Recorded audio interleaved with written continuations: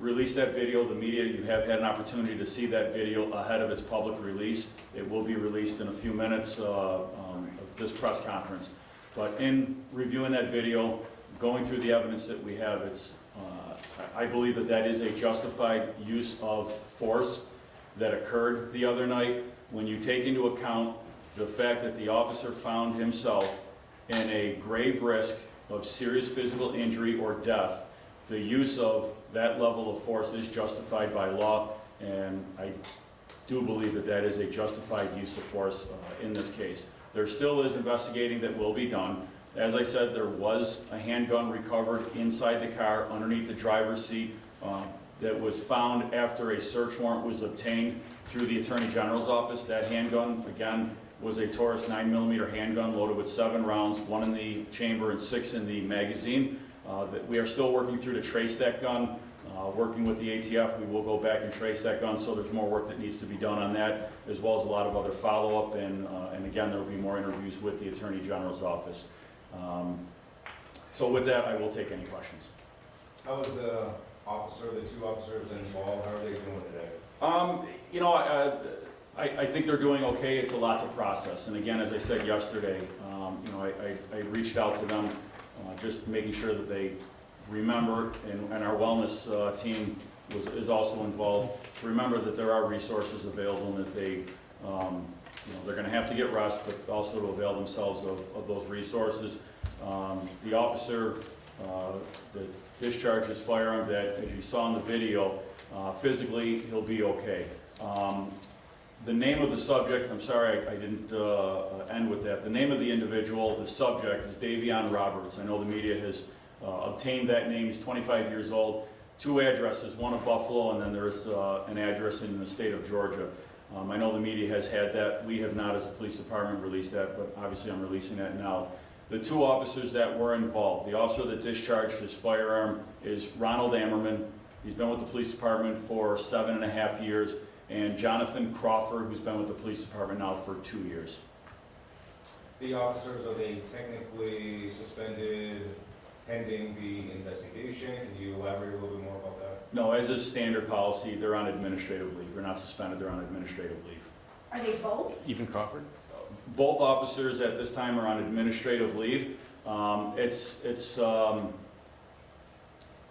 There's kind of a dual purpose to that as well. They're going to need time to process this. You can't just come back to work the day after being involved in a situation like that. I know Officer Crawford did not discharge his firearm, but you got to take some time. You got to decompress. There's a process to go through. So they're both at this time on administrative leave, and it's you know, I think that's something that we've seen in our studies and our research of officer wellness, that you've got to have time to process. It's a traumatic incident for them as well. Commissioner, when looking at the footage, why does the officer not let go of the car as it starts to drive off? You know, I wasn't there. I wasn't in that situation.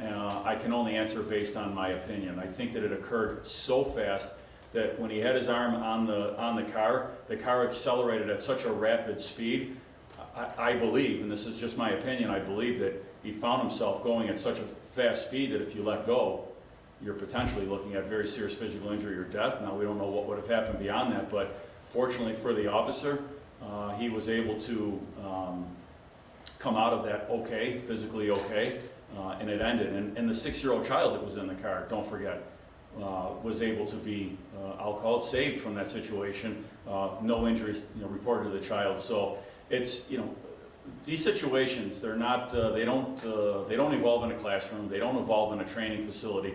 This is real life. It's not, you know, there's not a lot of control the way some of these situations go down. We can train for various situations, but when it happens in real life, when they're actual situations, they always happen differently than what they do in a training facility. So I think that car you saw in the video, it was at 0 to 60 in a very rapid succession, and I think the officer did what he had to do to survive, and I think the officer did what he had to do to try to also get that car stopped, and fortunately he was able to. Well, I understand the officer felt his life was in danger, but is there any consideration that he shouldn't be firing at point-blank range, given that the 6-year-old is right there in the passenger seat? I think of the other side of that thing, that if he did nothing and he got kicked off of the side of the car, the car continued on, the car crashed, he might be dead or very seriously injured, and if the car crashed, a 6-year-old as well. It's again, these situations do not happen in a vacuum. They're rapidly evolving, and he made the call based on the scenario, the situation he found himself in. And as I said, a vehicle can be a deadly weapon. And in this particular case, I believe that the officer's use of force was justified given the circumstances that he found himself in. Have your detectives been able to interview the 2 officers yet? So no, not yet. The officers have Garrity rights that they will be interviewed at some point, but the detectives, and as well as the Attorney General's office at some point will interview them. They'll work through the officers' attorneys. This is standard protocol, and at some point they will be interviewed. Have you been able to determine what exactly Officer Ammerman did to slow the vehicle down? Did he have his foot in the car to like push on the pedals, or? I can make an assumption, I can presume. It's kind of, it's not as easy to tell, but it looks like that he was able to get his legs inside of the car to help do that. And I think there was a fight that was ensuing over, getting the car stopped, slowed down, continuing on. But more of that will come into detail in the actions that he took when he is ultimately interviewed. Did he? Can you explain what was going on with the ID? It seemed like it wasn't valid. Was it somebody else's name? So the ID itself is an ID. There is no driver's license. He does not have a driver's license in the state of Georgia, and he does not have a driver's license in the state of New York either. So although there is an ID that was there, there is no valid driver's license. Was the Was name- it his name though? Did he give his real name at that point? That ID did have his name on there, right? Yeah, so that was his ID on that was shown on the phone. Can you also talk about, like, it really happens very quickly. Everything seems fairly calm. The officer opens the door, he's right there, and then boom. Like, what happened? I can only go by what I saw on there as well, and what happened is he threw it in drive and hit the gas pedal, and the car took off. So it went at an extremely rapid pace, and you could see the speeds that they were up to within a second or two. Did Roberts have any outstanding warrants or anything that would be? So he is currently under indictment for attempting to shoot somebody. Back on April 22nd, 2024, the Buffalo Police Department arrested him for allegedly firing shots at another individual. That case was presented to a grand jury, and ultimately he was indicted for attempted assault in the 1st degree and criminal possession of a weapon in the 2nd degree. He was arraigned on June 4th. I know that's public. The DA's office put out a press release on that indictment. And again, we found a handgun in the car while he was out of custody. He was allowed to remain free at the time of his arraignment on that indictment. So there is a prior felony conviction on his record that, if that came into play, given the circumstances of everything, I think only unfortunately Mr. Roberts knows why he took off. I can surmise. I know you said that the investigation into the whereabouts of the weapon is still ongoing. Is there any other details you can present about that weapon in particular, whether it was legal, illegal? Well, obviously it was illegally possessed. Mm-hmm. As far as the tracing goes, in the video that's being sent out, we'll have a picture of the gun at the end of it. But that gun is in the process of being traced, so we will determine more information on the origins of that gun. And you said the family's been going through a lot, especially with what they've been dealing with over the years. I mean, how are they processing this, and how's the 6-year-old child as well as a result of all this? Again, I don't want to get into the conversations that we had this morning, but obviously it's their loved one, so obviously they're traumatized. It's regardless of the situation that occurred, this is still their loved one, and it's going to take time for them to process. And I know if that were my child that were in the car, I'd be devastated and thankful that he came out completely unscathed. And I think that's because of the work that Officer Ammerman did on trying to stop that car.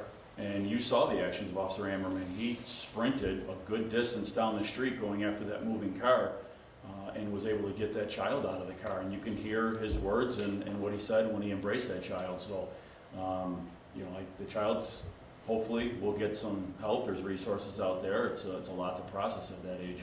Was the child turned over to CPS or to the family? No, to the family. So the officers maintained custody, I guess, of the child until the mother was able to get on scene, and then the child was reunited with the mother at that point. can you comment on what Officer Ammerman is referring to at the beginning of the video? It seems like he's indicating that the driver, in this case Roberts, was on the right side of the car, or, you know, in the passenger seat potentially, and then switched over to the driver's side. Do you know what was going on there? No, that's information that we'll get when we have an opportunity to speak with Officer Ammerman. Body cameras, as I said yesterday, they are vitally important to trust and transparency and evidence gathering in our line of work, and for the benefit of the community as well. But they don't tell everything, they don't show everything. So you can see the view. We obviously cannot see the vehicle, but that's something that we'll be able to determine when we talk to Officer Ammerman and ask him what exactly he was referring to by those words that he mentioned in the beginning. And can you confirm the Jalen Griffin connection? And you were referring to the criminal possession of a weapon case that he's already been charged with. Was that in connection to the vigil that was held for Jalen Griffin? So that arrest occurred on April 22nd. What it was in connection to, I'm not going to comment on. That case obviously was in court. I'm not going to get into the motives or connections to that, but other than confirming the fact that we did arrest him back on the incident occurred on April 22nd. He was taken into custody the following day on April 23rd. Do you have the make and model of the car he was driving? Ford Fusion 2012. Thank you. 2012 Ford Fusion. And was it his sister's car? It's registered to somebody else. Anyone else? But not stolen, right? Not stolen. Nothing No, like that. not stolen. How about the gun? It was found under the driver's seat. Was it like hidden, or was it just under there? Under the driver's seat. That's as far as I'll go. That'll be on the search warrant return, but it was found underneath the seat. I wouldn't say it was hidden, but it was underneath the seat. You have one, yes? Yeah, do we know why Officer Emmerman asked him to step out? What is unlicensed operation of a vehicle like an arrest? So at that point, and you can hear what the officer said, but he obviously was not able to drive a car, cannot prove a driver's license. He was insistent that he had one, although our DMV checks both in Georgia and New York revealed that there wasn't one. So he's not able to drive a car. He was going to have to step out of the car regardless, but you can hear in the conversation, and again, I keep going back to just how routine of a traffic stop this was. What the officer had at that situation is something that at that moment, at most, are a couple of traffic summonses. This was as routine as it gets, but he was going to have to come out of the car regardless because he could not drive the car, he could not remain in the car. Yeah. And as the officer said, he wanted to have him step out of the car. That was going to happen, and then also talk further about. He was insistent that there was a license to try to further gain more information that would help him positively identifying or see if there was a driver's license in another name. You know, it does happen more than you think where people do not give us accurate information, which prevents us from finding the information we're looking for. So he was going to have him step out of the car regardless. That was perfectly legal, perfectly within policy to do that. Just a quick follow, is it protocol, so Officer Emmerman reaches inside and opens the door? I don't know if there was something going on with the outside handle or not, or maybe if the door was locked. Again, But to open the door at all? that's really inconsequential, is the fact that how he opened the door. Would an officer open the door? Sure. Okay. He could, sure. Andy, This is off topic. Folks at the station want us to ask about the lead. let's just wind up with this. There was the officer saying, you're going to kill me, and then there was a lot of commotion and sounds from the car speeding, and then the next time we hear is from Roberts. Is there any clarification as to if there was communication between those points when the car was speeding? I mean, you heard Officer Ammerman say multiple times, "You're going to kill me. You're going to kill me." Said it multiple times. Beyond that, I don't recall picking up any other conversation. Were they on regular patrol? Are they partners normally, the two officers? And was Crawford, is he a full-fledged officer or is he probationary? No, he's actually his 2-year anniversary is coming up in a couple of weeks, so he's off probation. So he's I guess full-fledged, if you will. He's not a probationary police officer. They were in a detail car. It was a 90 car. It's our sector cars, and then there's a 90 car. So they were in a detail car. What was the purpose of their? So are they out looking for something? A lot of directed patrols, doing our crime strategy, being visible in different areas. So it's part of our normal directed patrol details. Yesterday you said all 5 shots hit Roberts. Were they all in the torso area? There were, yes. Are we good? If there's no off topics, we're good, and you folks now are free to release the video. Okay, thank you, everybody. All right, thank you. Thank you.